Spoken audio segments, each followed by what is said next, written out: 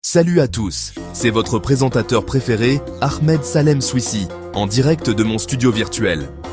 J'espère que vous êtes bien installés, avec un bon café ou un thé, parce qu'aujourd'hui, on plonge dans un sujet qui fait un peu flipper, mais qui est super important. Les virus informatiques. Non, on ne parle pas du truc qui vous donne le nez qui coule, et envie de rester au lit toute la journée. On parle de ces programmes malicieux, qui adorent s'inviter sans permission dans nos ordinateurs, nos tablettes, même nos téléphones. C'est un peu comme avoir un invité surprise qui décide de repeindre votre salon en noir et de manger toutes vos céréales sans vous demander. Vous vous dites peut-être « Mais Ahmed, c'est quoi exactement un virus informatique? Est-ce que ça peut vraiment casser mon ordinateur ?» Eh bien, la réponse est oui, ça peut faire des dégâts, et parfois des gros. Imaginez un instant que vous travaillez sur un projet super important pour l'école ou le travail. Vous avez passé des heures dessus, et d'un coup, pouf, tout disparaît. Ou alors, votre ordinateur devient aussi lent qu'un escargot asthmatique. Souvent, c'est l'œuvre d'un de ces fameux virus. Ils sont sournois invisibles et peuvent transformer votre session de jeu en ligne en un véritable cauchemar numérique. Mon but aujourd'hui n'est pas de vous faire jeter votre ordinateur par la fenêtre. Au contraire, je veux vous donner les clés pour comprendre comment ces petites bêtes fonctionnent. On va décortiquer ensemble ce mystère de l'informatique. On va voir ce qu'est un virus, comment il se propage, et surtout, comment on peut lui dire « Non, merci, pas chez moi !» avec assurance. On va transformer votre peur en connaissance et votre ordinateur en une forteresse imprenable. C'est un peu comme apprendre les arts martiaux, mais pour votre vie numérique. Préparez-vous, ça va être instructif et, promis, on va essayer de s'amuser un peu. Alors, mettez vos lunettes de geek, ouvrez grand vos oreilles et suivez-moi dans les coulisses du monde digital. On va explorer les recoins sombres d'Internet pour mieux comprendre nos ennemis. À la fin de cette discussion, vous ne verrez plus jamais un email étrange ou un lien suspect de la même manière. Vous deviendrez le gardien de votre propre royaume numérique, un vrai super-héros de la cybersécurité.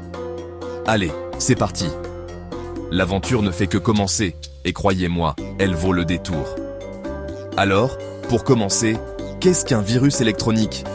Imaginez que votre ordinateur est comme votre corps. Il a un système qui lui permet de fonctionner. Il peut réfléchir et faire plein de choses cool. Un virus, c'est un peu comme un vrai virus. Un tout petit bout de code, un programme minuscule créé pour semer la zizanie.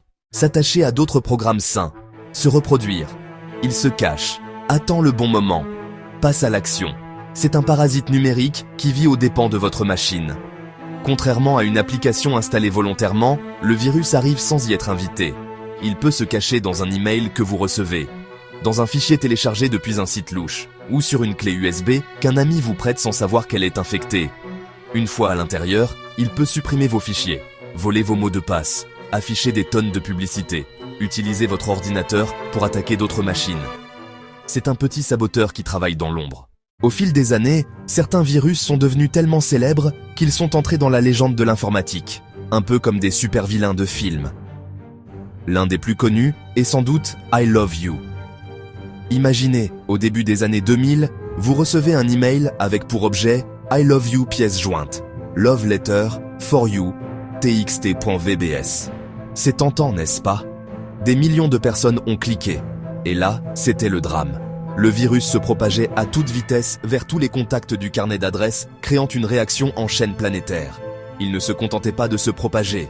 Une fois activé, il remplaçait des fichiers sur l'ordinateur, des photos, de la musique, des documents, par des copies de lui-même. En quelques heures, des milliards de dollars de dégâts dans le monde, messageries d'entreprises paralysées, même des systèmes gouvernementaux affectés.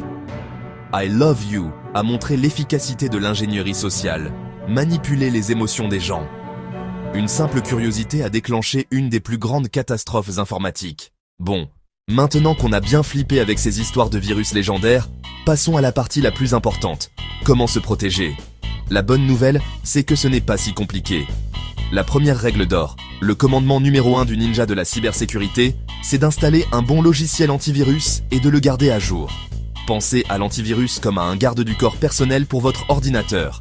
Il scanne en permanence tout ce qui entre et sort. Et s'il détecte un programme suspect, il le bloque et le met en quarantaine avant qu'il ne puisse faire des dégâts. C'est votre première ligne de défense, alors ne la négligez jamais.